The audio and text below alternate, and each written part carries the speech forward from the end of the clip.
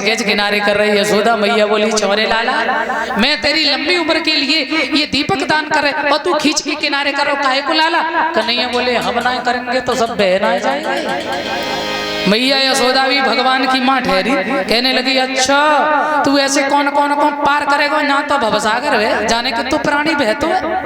कन्हैया बोले मैं बाई को पार करते हैं जो बहता बहता मेरी आंखों के सामने आ जाए।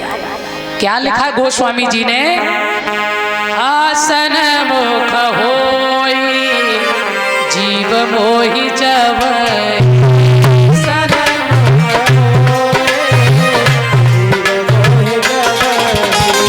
सनमुख होए जीव मोहि जवै, सनमुख होए जीव मोहि जवै, जन्म कोटि अघ नास मुतवै, जन्म कोटि नास मुतवै, सनमुख होए जीव मोहि जवै।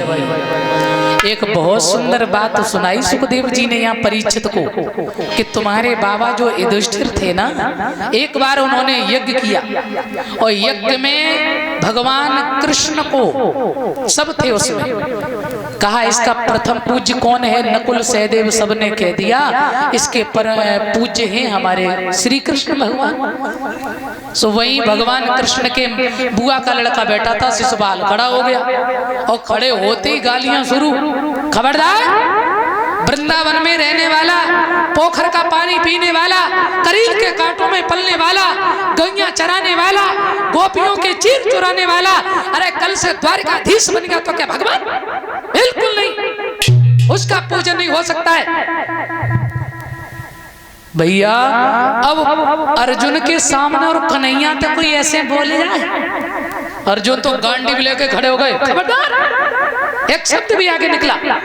कन्हैया बोले ना ना ना तुम बैठ जा, अर्जुन बोलने दो। शिशुपाल जब पैदा हुआ था ना तो इसकी 3 आंखें थी और 4 भुजाएं, और विद्वानों ने कहा था जिसकी गोद में जाकर इसकी एक आंख निकल जाए और 2 भुजाएं कट जाए समझ लेना यही इसको मारेगा।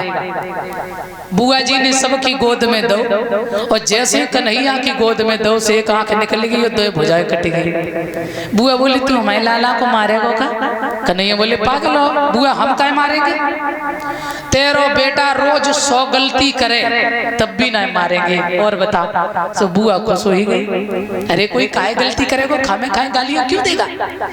ध्यान रखना, पर 100 गाली माफ है, आज 100 से 101 जैसे ही पार हुई। भगवान ने कहा खबरदार शिशुपाल अब तैयार हो जाओ। भगवान का सुदर्शन चक्र चला और शिशुपाल के धड़ से सर को अलग कर दिया। प्राण ज्योति निकली, 7 बार आकाश मंडल में परिक्रमा किया और वो ज्योति जो थी वो भगवान के मुखार बिंद से होकर कन्हैया के हृदय में, कन्हैया के विग्रह में लीन हो गई। पास में बैठे थे नारद जी और युधिष्ठिर जी, धर्मराज जी रोने लगे, इतना बड़ा पापी और इसको ऐसी मुक्ति जो कन्हैया के विग्रह में लीन हो गया, देवऋषि ये सब क्या है? तो देवऋषि नारद कहने लगे सुनो, अरे कन्हैया को गिन गिन के गालियां देने वाला पापी और भगवान के हृदय में लीन। नारद बोले वो तो सब ठीक है, गाली तो देता था, पर ये भी तो ध्यान रखो कि याद भी तो कृष्ण की ही करता था ना। हाँ, कहने का मतलब ये है कि कैसे भी करो, अब कोई द्वेष मानता है, कोई प्रेम से याद करता भगवान को, कोई दुश्मनी से, लेकिन याद करो। सबसे बड़ी बात ये है कैसे भी याद करो। तो हिरण्याक्ष जब मर गया था, कल कथा सुनी थी ना हिरण्याक्ष वध, हिरण्याकश्यप अपने भैया का बदला लेने जंगल में